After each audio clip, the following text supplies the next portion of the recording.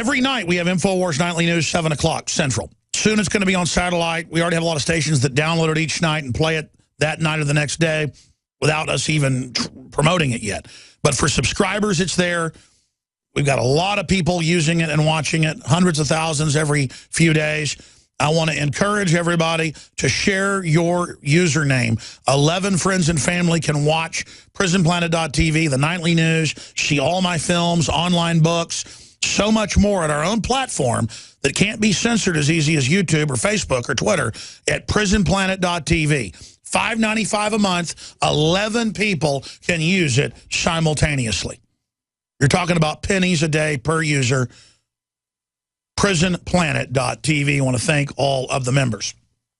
All right, now, we go to our guest for the balance of the hour, LarryElder.com, and he is a syndicated columnist, a talk show host, best-selling author, broadcasting from KABC and different parts of the country. He joins us. Lately, we've been posting a lot of his articles to Infowars.com from him on MSNBC, CNN, you name it, challenging just the incredible race baiters. I've heard the Klan give speeches. I've gone out and protested them many times, as folks know. You've seen those videos. The stuff I hear coming out of MSNBC and Al Sharpton sounds like the same race baiting you hear out of white supremacists. And it's just so obvious what's going on. But now we have a case with a young white man shot by a black police officer that we're going to be covering a little bit first, then getting into some other issues, where you have a Ferguson-like attack in Utah, escapes media notice, race bias seen. I don't think so. I mean, when a black cop shoots a white guy, I don't think it was racial.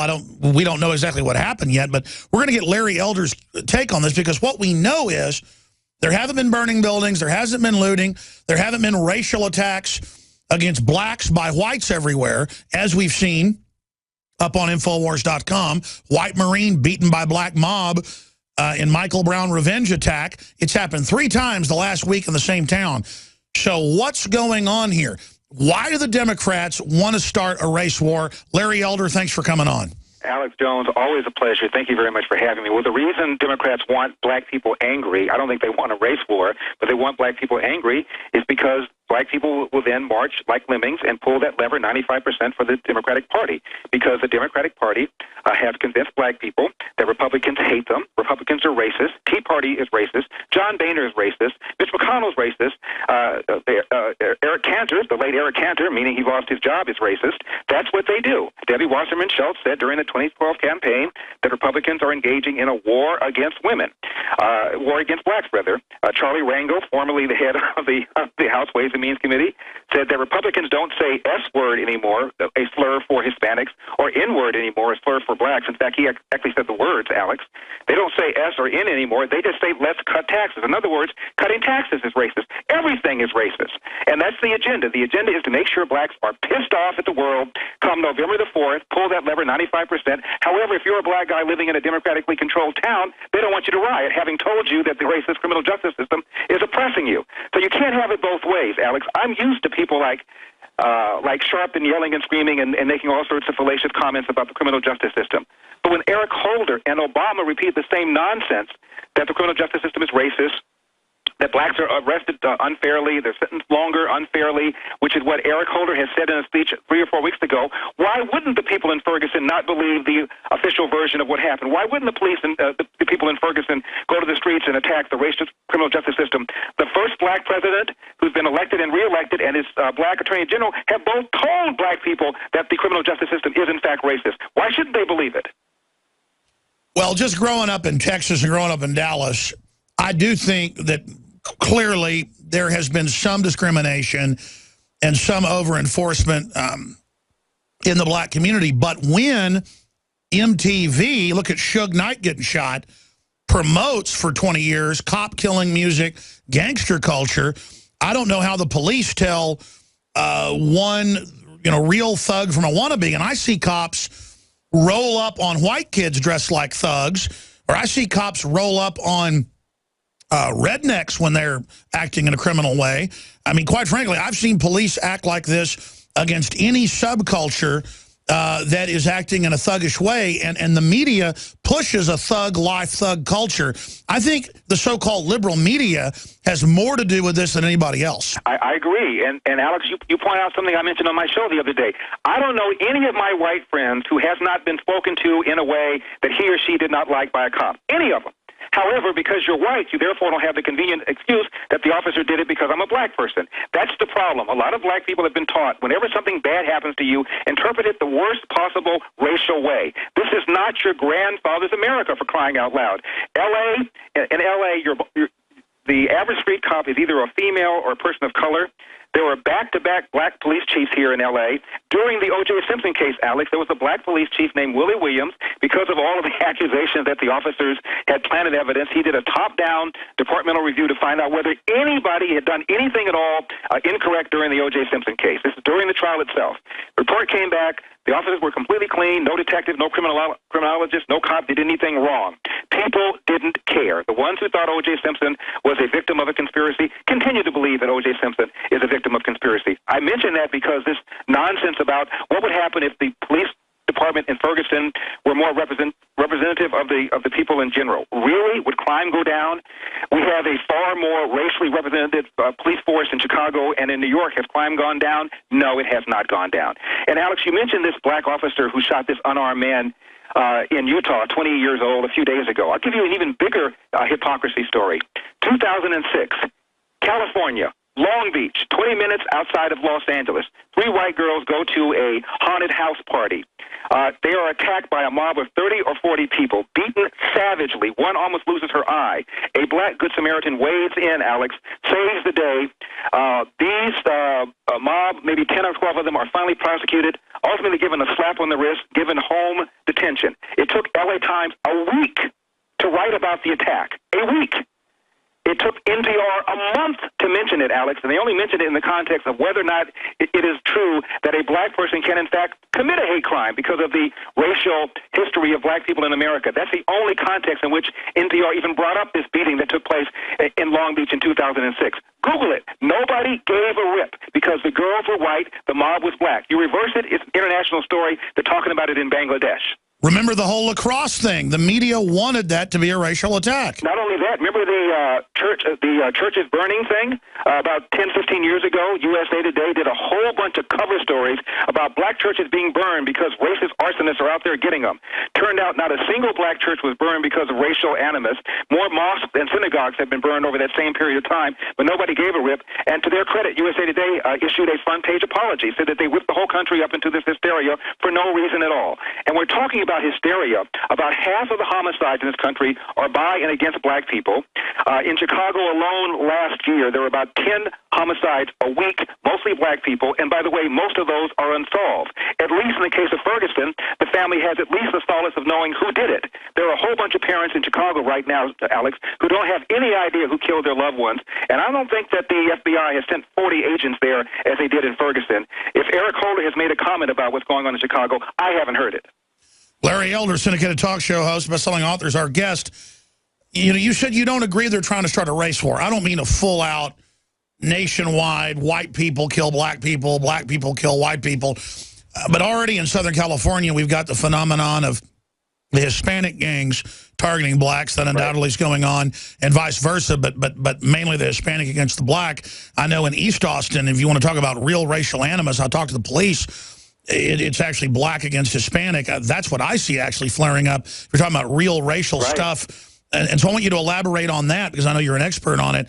But what are they trying to do? Because when they're up there hyping all this, it's starting to cause kind of a cold race war. I think it is. And Alex, I agree with you that what they want to do, though, but I wouldn't call it a race war. What they want to do is make blacks perpetual victims. It doesn't matter how much money you make, you're still a victim. Doesn't matter how successful you are, you're still a victim. Doesn't matter if you have a PhD from Harvard, you're still a victim. When Obama first ran, I saw him for the first time with a lengthy interview on 60 Minutes with Steve Croft, 2008. He said, Senator Obama, at the time he wasn't the likely nominee, Senator Obama, if you don't win the nomination, will it be because of race? And Obama said, and I'll never forget this, Alex, he said, no, it will be because I've not articulated a vision that the American people can embrace. I'm at my house, and I said, you know what? I would never vote for a left-wing Democrat in a million years, but at least this SOB is refreshing. At least we can stop this nonsense. You're picking on me because I'm black. At least he'll have black people no longer saying that automatically. In fact, as soon as he got into trouble, he went that way. He said the Cambridge police acted stupidly. He injected himself in the Trayvon Martin case and said that if I had a son, he would look like Trayvon. He injected himself in the Ferguson case. In every single case, Obama had an opportunity to say something. He could have said to that Harvard professor, Professor Gates, here's the problem. In the inner city, we have a bunch of black guys with chips on their shoulder, just as you exhibited to this man who was just doing his job. You came to your house. You didn't get in because the door was wacky. One of your neighbors called because the neighbor, being a good neighbor, thought you were breaking into a neighbor's house. The cop showed up, did his job, saw you in the house, asked for ID. Instead of cooperating, you said, yo mama. This is exactly the problem. You have a lot of black guys saying, yo mama, to cops, when in fact the cops are just doing their job. Rough, tough situation they're in. They're in this high crime areas because that's where the crime is. The problem is we don't have fathers in the black community. You said, Mr. Obama, that a black kid growing up without a dad is 5 times more likely to be poor, 9 times more likely to drop out of school, 20 times more likely to go to prison. You said that 75% of the black kids in America are born without dads in the house. Do the math. That's the problem. And Obama had an opportunity to give the country a lecture on this, Alex Jones. Instead, what did he do? The Cambridge police acted stupidly. I was so disappointed in him, but I realized here's what he needs. When he's in trouble, he's got to have that 95% monolithic black vote. In 1956, 39% of blacks voted for the Republican Party. That's where I believe the sweet spot is. If the Republicans were smarter, Alex, they could get that 35, 39, or 40%. And Obama knows that. So he's got to keep these black people. Well, sure, and they've not delivered. You're a victim. Exactly. They've not delivered on jobs. They've not delivered on anything. Things are getting worse. The poverty rate is lower for black people than when Obama took over. The unemployment rate is twice what it is for whites, as it was when Obama took over. It hasn't changed any, except you have a whole bunch more black people on food stamps, and the labor force participation rate, the percentage of able-bodied black people in the market or looking for a job, is at a 30-year low. All of this is a result of policies, tax, spend, regulate, that chase people away, that destroy jobs, that don't create jobs, and those that get hurt the most are the most vulnerable. These are the ones with the lower income people. These are black and brown people, the very people that put Obama in office. You know, that is a good story, because I'd forgotten about the different, because it was a bunch of people would get mad when they got home and had to break in their own house when the cops showed up, and it would turn into a big national issue. I remember one time about 10 years ago, I couldn't find my keys, so I climbed up to the second floor, went in through an open window that I knew that I'd had open or cracked, and the cops showed up 10 minutes later. We're walking around the back of the house. I came and opened the door, and they said, hey, I need to see an ID. Your neighbor saw somebody break in. I go, oh, yeah, that's me. And I just showed him my ID. I never thought that, of course, it was a white cop, but I'd still, I mean, that just must be so ingrained that you break in your own house, which everybody's done at one time or another, and then the cops come, and then you think it's because of racism.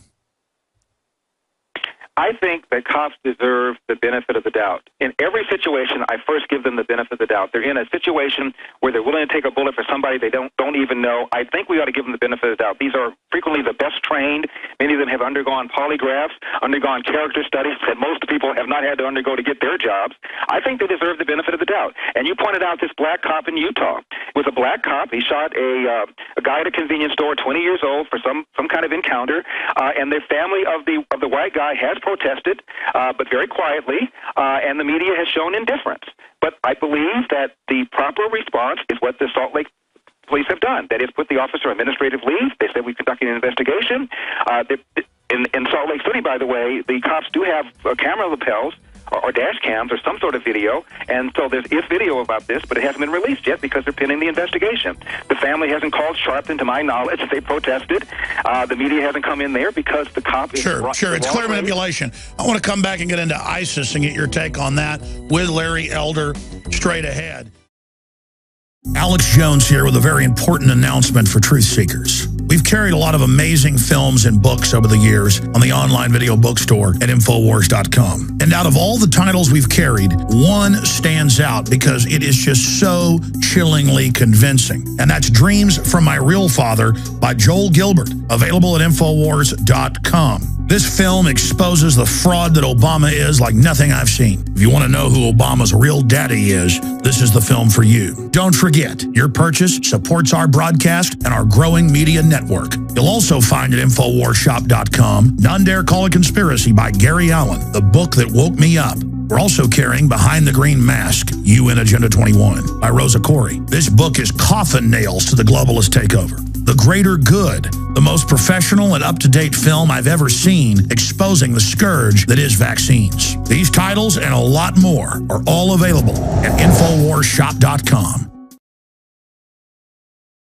Larry Elder is our guest, and you can check out his website, which is elderstatement.com. But finishing up talking to Larry here today, what is your breakdown on the ISIS situation and Assad and where all that's going? Well, understand this is a president who, when he was running for Senate back in 2002, gave a speech in which he called the Iraq War a dumb war. This is when 90% of Americans thought we were going to get hit again. This is after we knew that Saddam Hussein had used chemical weapons on his own people and on the Iranians. This is when he was stealing from the oil for food program, shooting at the British and American planes patrolling the southern and northern no-fly zones. We're paying $25,000 to families of homicide bombers. Had tried to assassinate President George Herbert Walker Bush, and Obama felt we had zero national security interest there. And even he assumed, as everybody did, that Saddam had stockpiled the WMD. So fast forward, this is the same president now who is now doing aerial bombing because a journalist got beheaded.